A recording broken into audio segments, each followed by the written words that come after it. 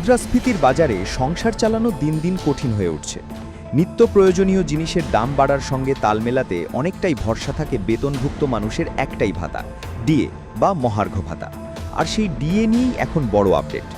সম্প্রতি ভাতা বাড়ানোর ঘোষণা হয়েছে, আর তার মধ্যেই সামনে আসছে আরও এক সম্ভাবনা। আবার কি বাড়তে চলেছে ডিএ? কতটা বাড়তে পারে, আর কাদের জন্য কতটা লাভজনক? গত মাসে কেন্দ্রীয় অর্থমন্ত্রক ঘোষণা করেছে মহার্ঘ ভাতা বা ডিএ 2% বাড়ানো হয়েছে। এই সিদ্ধান্ত কার্যকর হয়েছে জানুয়ারি মাস থেকেই। ফলে বেসিক পেয়ের ওপর ডিএ এখন 58% থেকে বেড়ে দাঁড়িয়েছে 60%। ডিএ আসলে কি? খুব সহজভাবে বললে এটি কর্মীদের বেসিক বেতনের একটি নির্দিষ্ট শতাংশ, যা মুদ্রাস্ফীতির প্রভাব সামলাতে দেওয়া হয়। বাজারে জিনিসপত্রের দাম বাড়লে সেই চাপ কিছুটা কমাতেই এই ভাতা দেওয়া হয়। এই ডিএ বছরে দুবার সংশোধন করা হয়, একবার জানুয়ারিতে আর একবার জুলাইয়ে। এর হিসাব নির্ধারণ করে লেবার ব্যুরো প্রকাশিত all India consumer price index বা AICPI ডেটা। সপ্তম বেতন কমিশনের নিয়ম অনুযায়ী গত 12 মাসের গড় সূচকের উপর ভিত্তি করে এই হিসাব করা হয়। 2021 সাল থেকে এখনও পর্যন্ত মোট 10 বার ডিএ বৃদ্ধি হয়েছে। তার মধ্যে সবচেয়ে বড় বৃদ্ধি ছিল 2021 সালের জুলাইয়ে 11%। তবে সাম্প্রতিক বৃদ্ধি তুলনামূলক কম। 2025 সালের জানুয়ারিতে 2% এবং জুলাইয়ে 3% বৃদ্ধি হয়েছিল। আর এবার 2026 সালের শুরুতেও 2% বৃদ্ধি হয়েছে। এখন প্রশ্ন, আগামী ডিএ কত বাড়তে পারে? সাম্প্রতিক তথ্য বলছে ডিএ আবার বাড়ার সম্ভাবনা রয়েছে। লেবার ব্যুরোর AICPIW অনুযায়ী মার্চ মাসে সূচক বেড়ে দাঁড়িয়েছে 149.1-এ। বিশেষজ্ঞদের মতে এই প্রবণতা যদি বজায় থাকে তাহলে পরবর্তী সংশোধনে প্রায় 3% পর্যন্ত ডিএ বাড়তে পারে। যদিও এটি এখনও আনুষ্ঠানিক ঘোষণা নয়, তবে পরিসংখ্যান সেই দিকে ইঙ্গিত করছে। এই ডিএ বৃদ্ধির সুবিধা কারা পান? মূলত কেন্দ্রীয় সরকারি কর্মী এবং পেনশনভোগীরা। সংখ্যাটা কিন্তু ছোট নয়। প্রায় 50 লক্ষ কর্মী, প্রায় 65 লক্ষ পেনশনভোগী, অর্থাৎ মোট 1 কোটিরও বেশি মানুষ সরাসরি এর সুবিধা পান। তবে সবাই সমান হারে টাকা পান না, কারণ ডিএ নির্ভর করে বেসিক পেয়ের ওপর, আর কর্মীদের বিভিন্ন লেভেল অনুযায়ী বেসিক পে আলাদা হয়। এবার আসা যাক অষ্টম বেতন কমিশনের কথায়। প্রতি 10 বছর অন্তর কেন্দ্র সরকার একটি বেতন কমিশন গঠন করে, যা কর্মীদের বেতন, ভাতা, পেনশন সবকিছু পুনর্বিবেচনা করে। বর্তমানে গঠিত হয়েছে 8th সেন্ট্রাল পে কমিশন।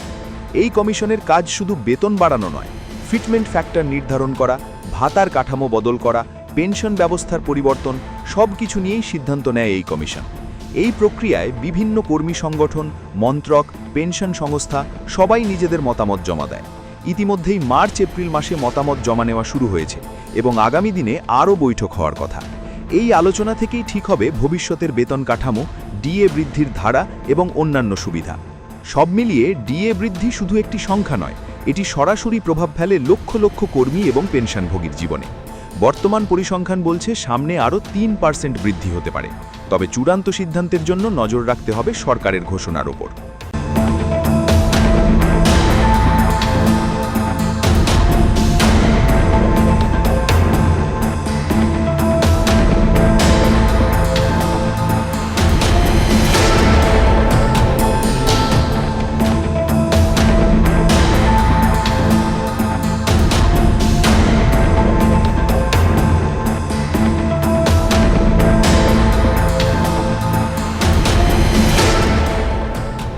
দেশের আর্থিক ব্যবস্থাকে আরও সহজ, দ্রুত এবং ডিজিটাল করতে বড় উদ্যোগের ইঙ্গিত দিলেন কেন্দ্রীয় অর্থমন্ত্রী নির্মলা সীতারমণ। লক্ষ্য একটাই, একবার কেওয়াইসি করলেই যেন সব জায়গায় তা গ্রহণযোগ্য হয়। অর্থাৎ ব্যাংক, শেয়ার বাজার বা মিউচুয়াল ফান্ড বারবার একই তথ্য জমা দেওয়ার ঝামেলা থেকে মুক্তি। Securities and exchange board of ইন্ডিয়ার 38তম প্রতিষ্ঠা দিবসে বক্তব্য রাখতে গিয়ে অর্থমন্ত্রী স্পষ্ট করে বলেন, এখন সময় এসেছে একটি ইউনিফর্ম, সহজ এবং সম্পূর্ণ ডিজিটাল কেওয়াইসি ব্যবস্থার দিকে এগোনো।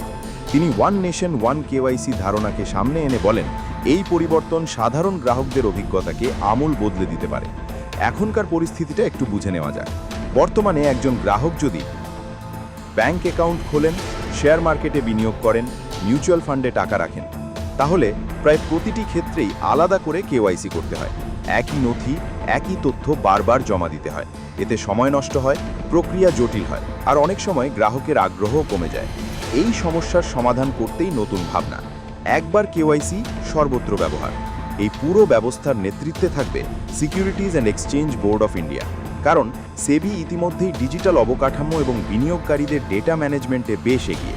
সেই অভিজ্ঞতাকেই কাজে লাগিয়ে একটি সাধারণ ও স্ট্যান্ডার্ড কেওয়াইসি ফ্রেমওয়ার্ক তৈরি করার পরিকল্পনা করা হচ্ছে। এই নতুন ব্যবস্থায় কি পরিবর্তন আসতে পারে? প্রথমত, একবার কেওয়াইসি সম্পূর্ণ হলে সেটি পোর্টেবল হবে, অর্থাৎ আপনি যদি এক জায়গায় কেওয়াইসি করেন সেটি অন্য সব আর্থিক প্রতিষ্ঠানে স্বয়ংক্রিয়ভাবে গ্রহণযোগ্য হবে। দ্বিতীয়ত, পুরো প্রক্রিয়াটি হবে সম্পূর্ণ ডিজিটাল, কাগজপত্র, ফিজিক্যাল সাবমিশন এই সব ধাপে ধাপে কমে যাবে। তৃতীয়ত, নিরাপত্তার দিকেও বিশেষ গুরুত্ব দেওয়া হচ্ছে, কারণ একটি ইউনিফাইড সিস্টেমে বিপুল পরিমাণ ডেটা থাকবে, তাই সাইবার সিকিউরিটি আরও শক্তিশালী করতে হবে। অর্থমন্ত্রী আরও একটি গুরুত্বপূর্ণ বিষয় তুলে ধরেছেন, শুধু সেবি নয়, সব আর্থিক নিয়ন্ত্রক সংস্থাকেই একসঙ্গে কাজ করতে হবে, যেমন banking regulator, insurance regulator, pension regulator. সবাইকে দ্রুত এই একক কেওয়াইসি ব্যবস্থার সঙ্গে নিজেদের সিস্টেমকে মিলিয়ে নিতে হবে। তিনি স্পষ্ট বার্তা দিয়েছেন, এই কাজটি জরুরি ভিত্তিতে করতে হবে। এই পরিবর্তনে ফলে সাধারণ মানুষের কি সুবিধা হবে? বারবার কেওয়াইসি করার ঝামেলা কমবে, অ্যাকাউন্ট খোলা ও বিনিয়োগ দ্রুত হবে, ডিজিটাল প্রক্রিয়া সহজ হবে, গ্রাহকের সময় ও পরিশ্রম বাঁচবে। শুধু গ্রাহকই নয়, পুরো আর্থিক ব্যবস্থার ওপরেও এর প্রভাব পড়বে। লেনদেন দ্রুত হবে, সিস্টেম আরও স্বচ্ছ হবে, জালিয়াতির সম্ভাবনা কমবে, বিনিয়োগকারীদের সুরক্ষা বাড়বে। অর্থাৎ এই একটি পরিবর্তন পুরো ফাইন্যান্সিয়াল ইকোসিস্টেমকে আরও শক্তিশালী করতে পারে। তবে কিছু চ্যালেঞ্জও রয়েছে। বিভিন্ন সংস্থার আলাদা সিস্টেম এক করা, ডেটা সিকিউরিটি নিশ্চিত করা, প্রযুক্তিগত সমন্বয় তৈরি করা, এই বিষয়গুলো সামলাতে সময় ও পরিকল্পনা দুটোই দরকার। সবশেষে বলা যায়, ওয়ান নেশন ওয়ান কেওয়াইসি শুধু একটি নীতিগত পরিবর্তন নয়, এটি ডিজিটাল ভারতের দিকে আরও এক ধাপ এগোনোর পরিকল্পনা। যদি এই উদ্যোগ সফলভাবে বাস্তবায়িত হয়, তাহলে ভবিষ্যতে আর্থিক পরিষেবা ব্যবহার করা অনেকটাই সহজ, দ্রুত এবং ঝামেলামুক্ত হয়ে উঠবে। এখন নজর থাকবে কত দ্রুত এই পরিকল্পনা বাস্তব রূপ নেয় এবং সাধারণ মানুষের জীবনে কতটা পরিবর্তন আনতে পারে এই নতুন কেওয়াইসি ব্যবস্থা। ব্যুরো রিপোর্ট, আর প্লাস নিউজ।